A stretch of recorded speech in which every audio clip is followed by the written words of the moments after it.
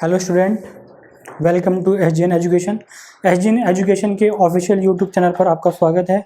आज हम अपना बेसिक्स ऑफ इकोनॉमिक्स का पार्ट 2 करने जा रहे हैं।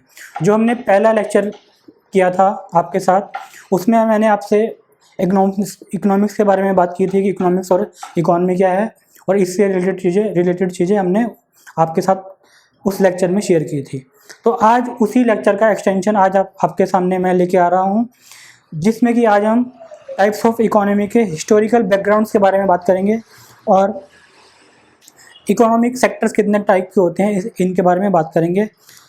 टाइप्स ऑफ इकोनॉमी के हम फीचर्स के बारे में बात करेंगे, क्या उसके मेरिट्स हैं, क्या डीमेरिट्स हैं। तो आज इस लेक्चर में हम ये पूरा का पूरा चीज़ आपके साथ शेयर करेंगे। तो स्टार्ट करते हैं। आज पहले बात करते हैं कि टॉपिक्स हमारे क्या क्या हम आज करेंगे। तो पहला टॉपिक जो हमारा करेंगे आज हम topic 1, detail about types of economy.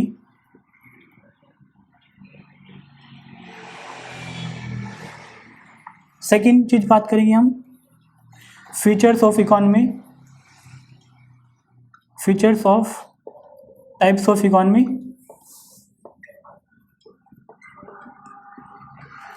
तीसरा sectors of economy.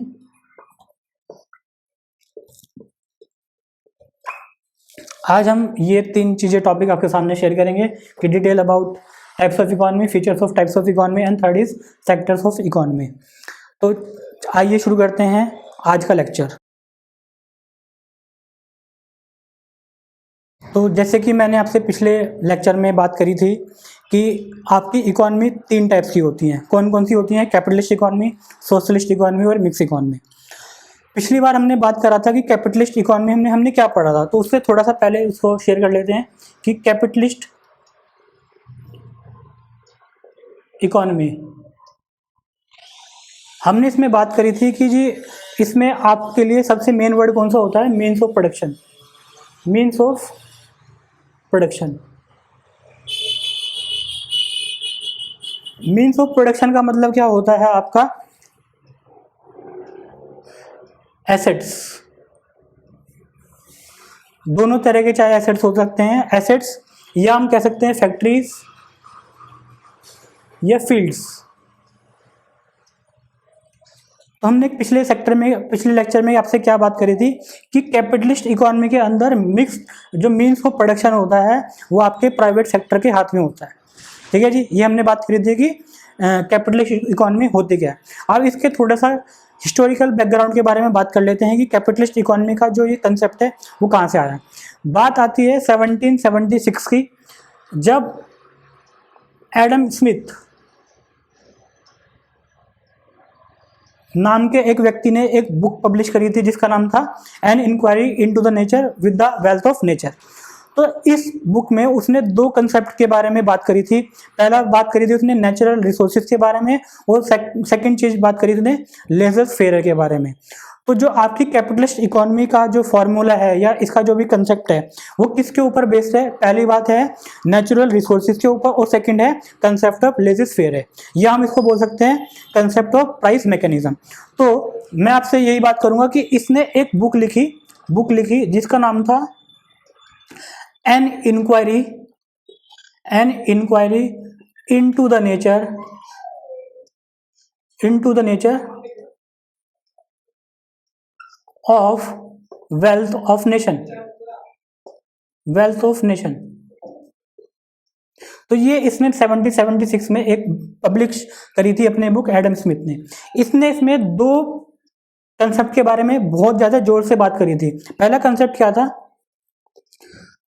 Natural resources के बारे में, नेचुरल रिसोर्सेज। और सेकंड कंसेप्ट क्या बड़ा बात कर रहा था इसने? Price mechanism.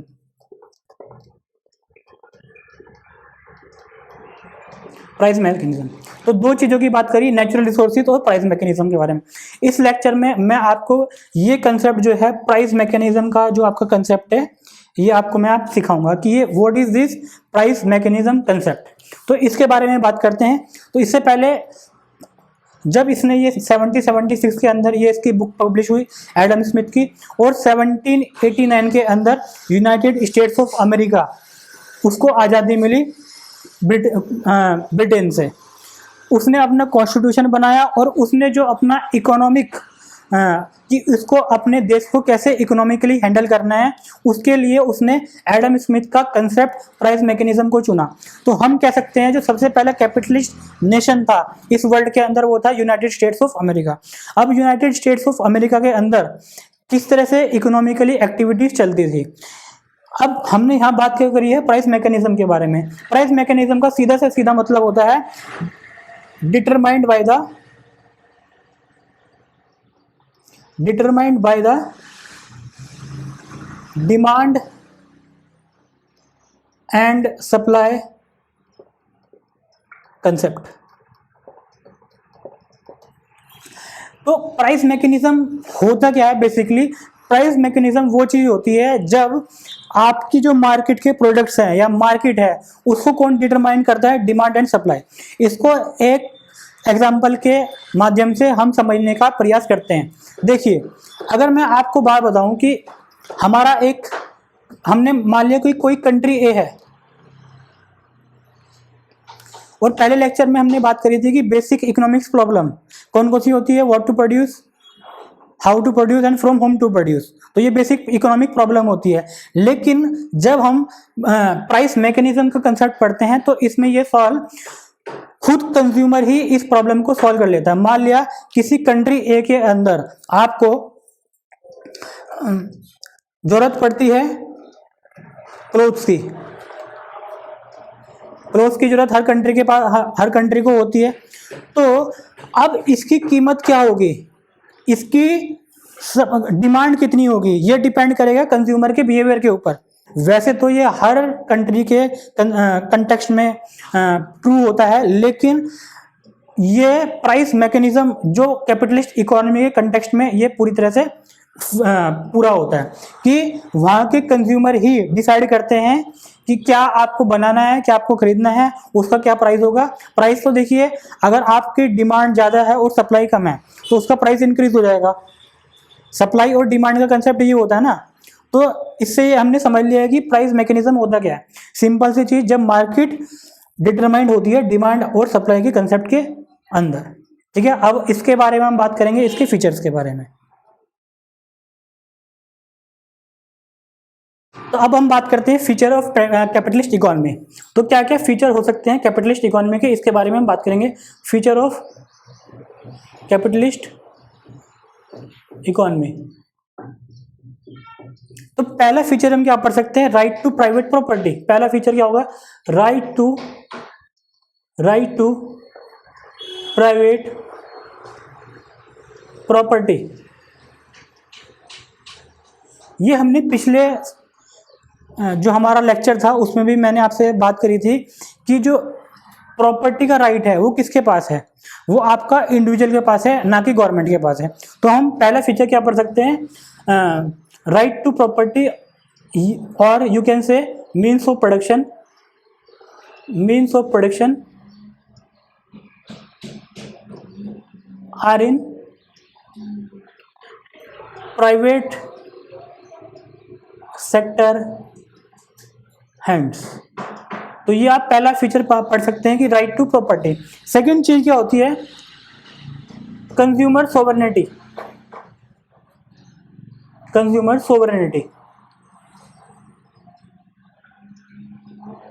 अब ये बात समझते हैं कि कंज्यूमर सोवरेनिटी क्या बात होती है। मैंने अभी आपसे बात क्या करी थी कि प्राइस मैकेनिज्म का एक कंसेप्ट होता है। तो उसमें मैंने आपसे क्या बात करी कि डिमांड और सप्लाई ये किससे डिटरमाइंड हो रही है, ये डिटरमाइंड हो रही है कंज्यूमर से खुद। अगर कंज्यूमर किसी भी चीज की डिमांड नहीं करेगा तो उसकी ना ही प्रोडक्शन होगा ना ही उसकी सप्लाई होगा। एग्जाम्पल के तौर पे हम एक बात करते हैं, किसी शहर में अगर ज्यादातर लोग वहाँ पे चाय पीते हैं तो आप क्या समझते हैं कि वहाँ पे कॉफी का प्रोडक्शन होगा। कॉफी का प्रोडक्शन क्यों होगा, क्योंकि वहाँ के लोग चाय ही पीना पसंद करते हैं, वो कॉफी नहीं पसंद करते हैं।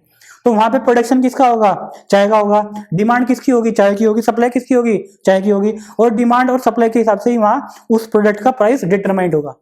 तो इससे हम क्या समझते हैं कि in capitalist economy consumer sovereignty is adjacent, consumer की सॉवरेनिटी है कि वो क्या चाहता है। ठीक है, तो ये आपका दूसरा फीचर हो गया कंज्यूमर सॉवरेनिटी।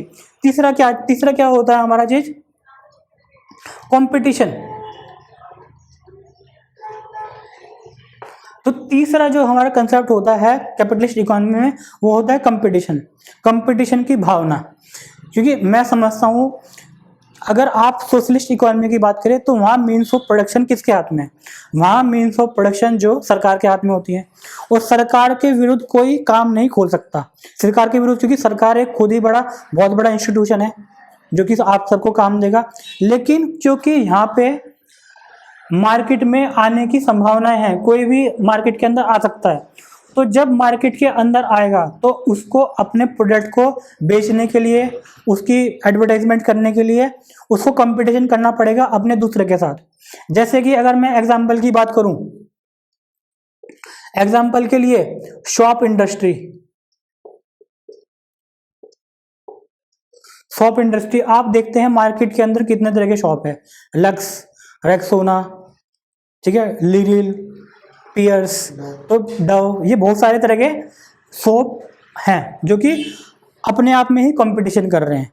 तो कंपटीशन आपकी कैपिटलिस्ट इकोनॉमी का एक वन ऑफ द फीचर होता है। ठीक है, और चौथा होता है आपका प्रॉफिट मोटिव।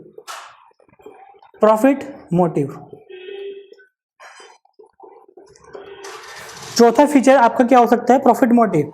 देखिए, आपको कोई भी बिजनेस आप जब स्टार्ट करते हैं तो आप अपने दिमाग में ये रखते हैं कि भाई मेरे को प्रॉफिट करना है, मैं नुकसान में तो उस बिजनेस को नहीं चलाऊंगा। तो जब आपके यहाँ बहुत सारा कंपटीशन है, आपको इकोनॉमिक चॉइस भी दी हुई है, मीन्स ऑफ प्रोडक्शन भी आपके हाथ में है, तो आप ये चाहेंगे कि आपका फर्म प्रॉफिट मोटिव ही रखे। तो जो कैपिटलिस्ट इकोनॉमी का वन ऑफ फीचर क्या होता है, प्रॉफिट मोटिव, कि आपको प्रॉफिट अर्न करना है।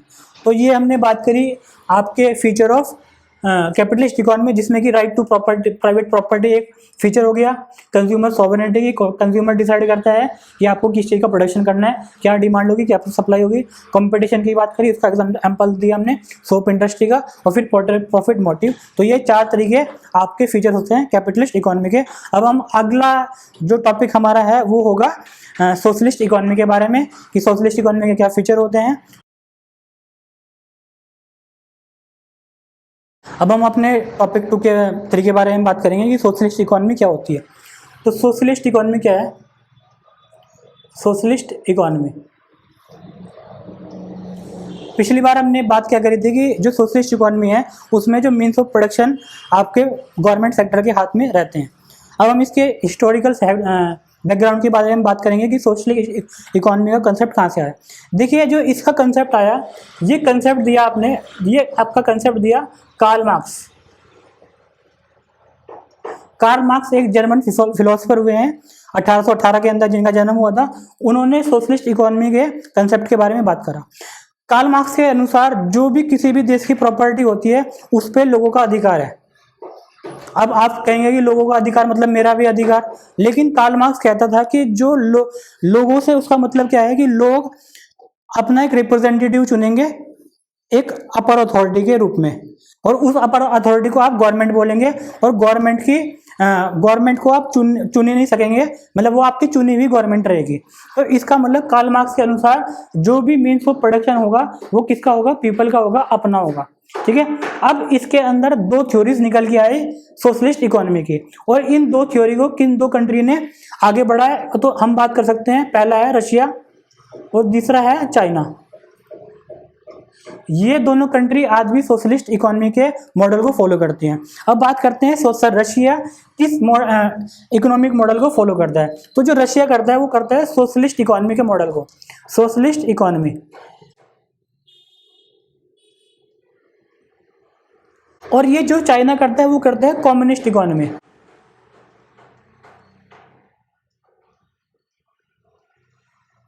Communist economy. अब इन दोनों के बारे में बात करते हैं कि what is this socialist economy, और ये कम्युनिस्ट इकोनॉमी, सोशलिस्ट इकोनॉमी, और ये कम्युनिस्ट इकोनॉमी है क्या चीज़। तो आप ये समझे कि हमने बात करी कि means of production, means of production किसके हाथ में होने चाहिए? सरकार के हाथ में, in government hands, except of labour. तो सोशलिस्ट इकोनॉमी का क्या फीचर है कि यहाँ पे मीन्स ऑफ प्रोडक्शन गवर्नमेंट के हाथ में होंगे, लेकिन लेबर का जो सेक्टर है वो गवर्नमेंट के हाथ में नहीं होगा। ये किसका फीचर हो गया? सोशलिस्ट इकोनॉमी का। लेकिन यहाँ पे क्या होगा कि जो मीन्स ऑफ प्रोडक्शन है, means of production are in government hand,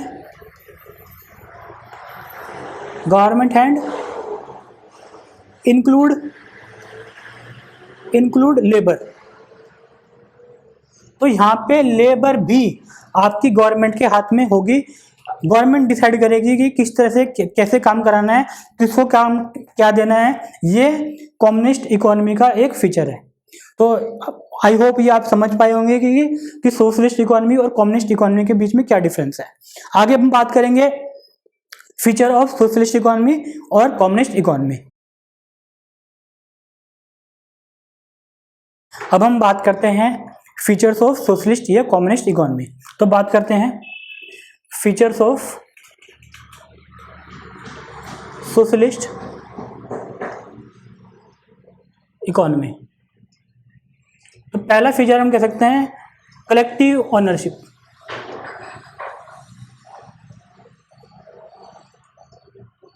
तो पहला जो फीचर है आपका कलेक्टिव ओनरशिप। मैंने अभी आपसे बात क्या करा कि जो कार्ल मार्क्स का क्या कंसेप्ट था कि जो मीन्स ऑफ प्रोडक्शन है, जो भी देश के किसी एसेट्स हैं, खेत हैं या फैक्ट्रीज हैं, ये किसके हाथ में होने चाहिए? ये होने चाहिए आपके पीपल्स के हाथ में। तो हम कह सकते हैं और पीपल कलेक्टिवली। वहाँ पे उसका कंसेप्ट क्या था कि किसी भी एक बंदे के पास बहुत ज़्यादा पूंजी नहीं होना चाहिए, बहुत ज़्यादा पैसा नहीं होना चाहिए। अगर उसके पास पैसा है तो वो सभी लोगों में डिस्ट्रीब्यूशन हो जाना चाहिए। तो पहला जो फीचर होगा वो क्या होगा? Collective ownership. सेकंड जो क्या होगा? Economic planning. तो ये हमारा सेकंड फीचर है।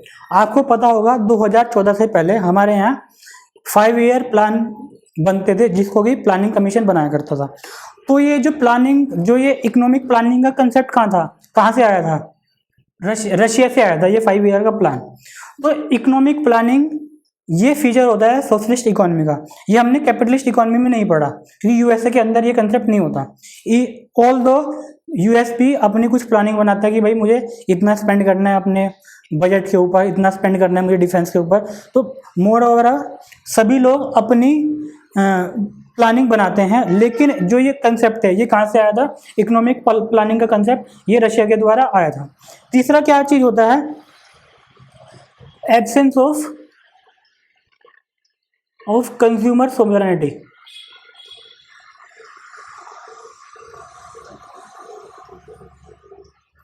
तो एब्सेंस ऑफ कंज्यूमर सोवरेनिटी हमने पिछली बार कैपिटलिस्ट इकोनॉमी के टाइम पे क्या बात करी थी कि वहाँ पे कंज्यूमर ही बॉस होता है। कंज्यूमर डिसाइड करता है कि आपको क्या बनाना चाहिए, क्या इसका प्रोडक्शन करना चाहिए, कितनी डिमांड होनी चाहिए, कितनी सप्लाई होनी चाहिए। लेकिन सोशलिस्ट इकोनॉमी के अंदर एब्सेंस ऑफ कंज्यूमर सोवरेनिटी नहीं होती है। चौथा क्या कह सकते हैं? Equal distribution of money. अभी मैंने आपसे क्या बात करी जब हमने ये बात करी थी कलेक्टिव ओनरशिप के बारे में। कलेक्टिव ओनरशिप के टाइम पे मैंने आपको बताया था क्योंकि जो मीन्स ऑफ प्रोडक्शन है, जो एसेट्स हैं वो सबके हाथ में है, और कोई भी आदमी, कोई भी व्यक्ति एक पैसे को एक्यूमुलेट नहीं कर सकता है। तो क्या होगा? डिस्ट्रीब्यूशन ऑफ मनी हो जाएगा। सरकार क्या चाहेगी कि हर आदमी को उतना ही इक्वलिटी ऑफ मनी मिले, उतना ही काम मिले, उतनी जगह मिले उसको करने को। और क्योंकि गवर्नमेंट का अधिकतर हाथ रहता है तो वहाँ पे पॉसिबल हो पाता है इक्वल डिस्ट्रीब्यूशन ऑफ मनी। तो हमने 4 कंसेप्ट पढ़े, कैपिटलिस्ट इकोनॉमी के फीचर पढ़े और 4 हमने सोशलिस्ट इकोनॉमी के फीचर पढ़े। अब हम आगे बात करेंगे मिक्स इकोनॉमी के बारे में। मिक्स इकोनॉमी का क्या कंसेप्ट है? हमने क्या बात करी थी कि जो मीन्स ऑफ प्रोडक्शन है वो दोनों के हाथ में रहेगा, private sector as well as public sector. ठीक है, तो हम क्या बात करेंगे कि मिक्स इकोनॉमी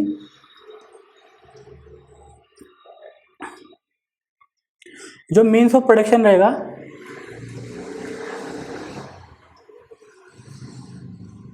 वो किसके हाथ में रहेगा, प्राइवेट प्लस पब्लिक। अब इसके फीचर्स के बारे में बात कर लेते हैं। तो फीचर क्या हो सकते हैं, जो कि कैपिटलिस्ट इकोनॉमी के फीचर थे और प्लस सोशलिस्ट इकोनॉमी के फीचर। तो ये मैं लिख देता हूं बात।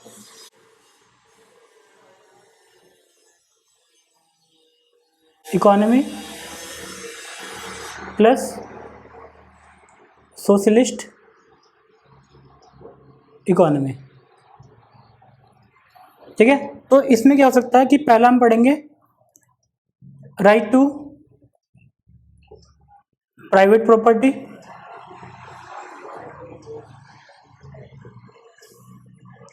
दूसरा कलेक्टिव ओनरशिप,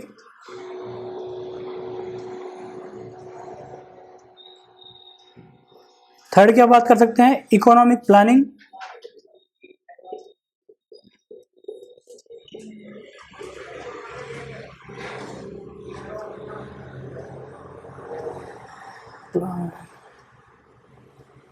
चौथा कंपटीशन,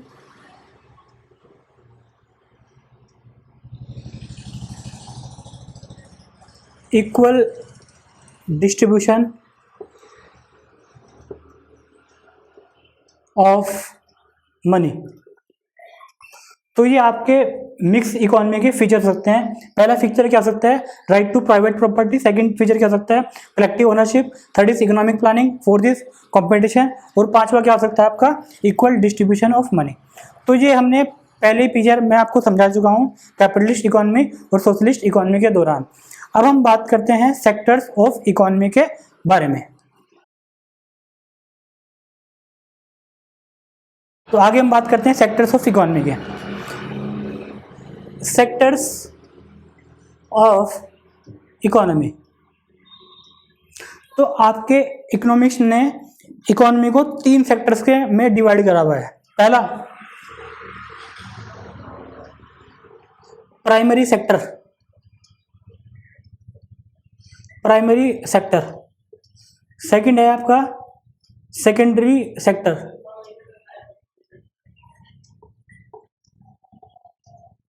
और third is tertiary sector. Tertiary sector, तो सेक्टर ऑफ इकोनॉमी आपके तीन टाइप के होते हैं, one is primary sector, secondary sector और टर्सरी सेक्टर। अब इनके बारे में बात करते हैं कि प्राइमरी सेक्टर क्या होता है। तो बात करते हैं प्राइमरी सेक्टर की। प्राइमरी सेक्टर, देखिए मैंने आपको पहले भी लेक्चर में बताया था कि आप जो प्रोडक्शन है वो दो जगह से कर सकते हैं। या तो आप प्रोडक्शन कर सकते हैं नेचुरल रिसोर्सेज से या फैक्ट्री के अंदर। तो हम बात करते हैं when economic activity is related to natural resources.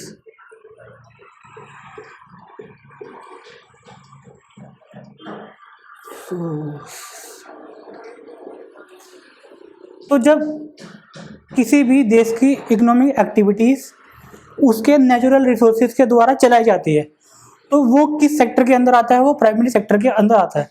जैसे कि हम बात करें पहला फॉरेस्ट्री,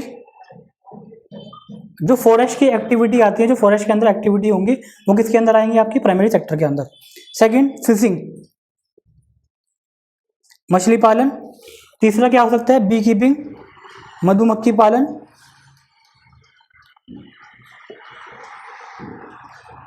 एनिमल हस्बेंड्री,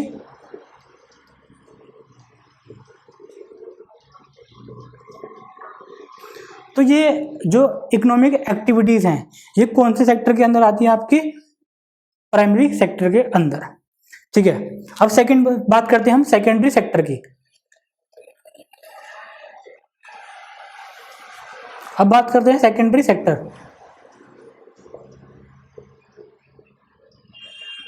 तो बात करते हैं सेकेंडरी सेक्टर के बारे में। जो सेकेंडरी सेक्टर क्या होता है, इसको मैन्युफैक्चरिंग सेक्टर भी बोलते हैं। Manufacturing sector,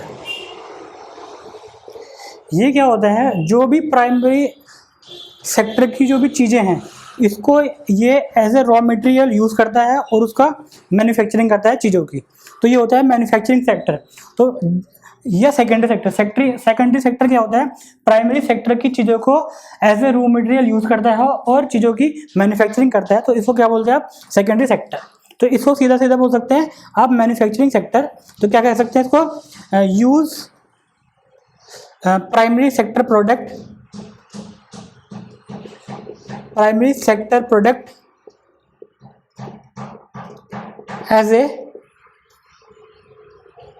A raw material, as a raw material.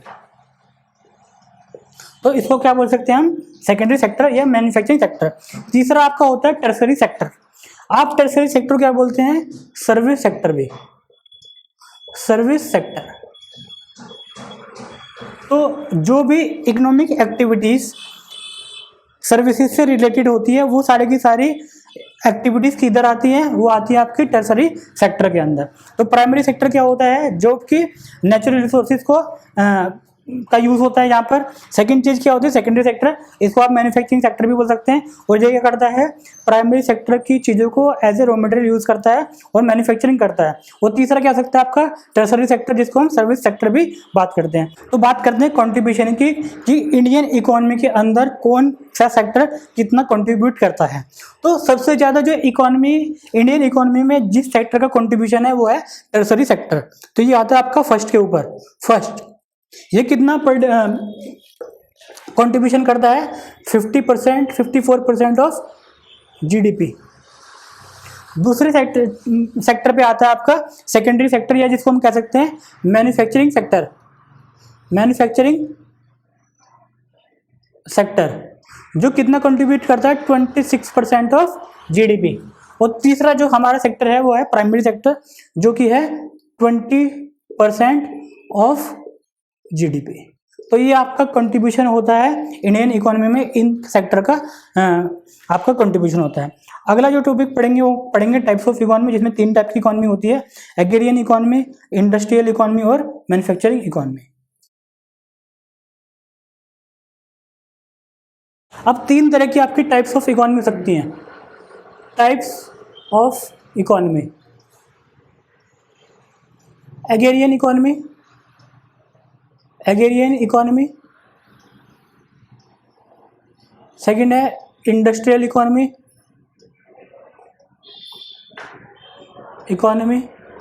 और तीसरी है सर्विस इकोनॉमी, सर्विस इकोनॉमी। अब बात करते हैं भाई ये है क्या चीज़ें। एग्रीरियन इकोनॉमी किस इकोनॉमी को कहते हैं, जब 50% से ज़्यादा लोग किसी भी देश के अगर एग्रीकल्चर रिलेटेड एक्टिविटीज़ में संलग्न हैं तो उस देश को हम क्या कहेंगे कि ये देश एग्रीरियन इकोनॉमी का देश है। जैसे कि इंडिया जो है वो एग्रीरियन इकोनॉमी का देश है। इंडिया के अंदर more than 50% people are related to the are dependent on the agrarian sector. खेती के ऊपर, कृषि के ऊपर यहाँ के 50% से ज़्यादा लोग डिपेंड करते हैं। इसलिए हमारे प्यारे देश भारत को कृषि प्रधान देश कहा जाता है, या इसको हम एग्रीरियन इकोनॉमी कह सकते हैं। सेकंड चीज़ क्या होगा, जहाँ पे 50% से ज़्यादा लोग किसी भी देश के इंडस्ट्री के अंदर संलिप्त होंगे, इंडस्ट्री के अंदर होंगे, तो उस तरह के देश को हम क्या कह सकते हैं, इंडस्ट्रियल इकोनॉमी। जैसे कि हम बात कर सकते हैं यूएसए और एंड जापान। तो ये जो देश हैं वो इंडस्ट्रियल इकोनॉमिक देश हैं, यूएसए एंड जापान, क्योंकि यहाँ पे 50% से ज़्यादा लोग डिपेंड हैं मैन्युफैक्चरिंग सेक्टर के ऊपर या इंडस्ट्रियल सेक्टर के ऊपर। तीसरा है जहाँ पर 50% से ज़्यादा लोग सर्विसेज के ऊपर डिपेंड करते हैं, जैसे कि साउथ कोरिया। साउथ कोरिया, तो साउथ कोरिया क्या है, एक सर्विस इकोनॉमी का देश है। यहाँ पे 50% से ज़्यादा लोग सर्विसेज के ऊपर डिपेंड करते हैं। तो आई होप आपका जो आज हमने डिस्कस किया है आपको वो चीज़ें समझ आई होगी। हिस्टोरिकल बैकग्राउंड के बारे में बात करी है आज। और आज हमने आपका बेसिक्स ऑफ इकोनॉमी का जो चैप्टर है ये हमने ख़त्म कर दिया है। ये हमने पार्ट 1 और पार्ट 2 में ख़त्म किया है। तो अगर आपको कुछ भी चीज़ें समझनी है तो आपको दोनों पार्ट को उसको अच्छे से स्टडी करना पड़ेगा, और अगर आप उसको अच्छे से स्टडी करते हैं तो मुझे उम्मीद है कि आपको वो पूरी चीज़ समझ आएगी। अब हम अपने अगले टॉपिक में मैं आपको डिमांड एंड सप्लाई पढ़ाऊँगा। तो तब तक के लिए मैं आपसे इजाज़त लेता हूँ। Good bye.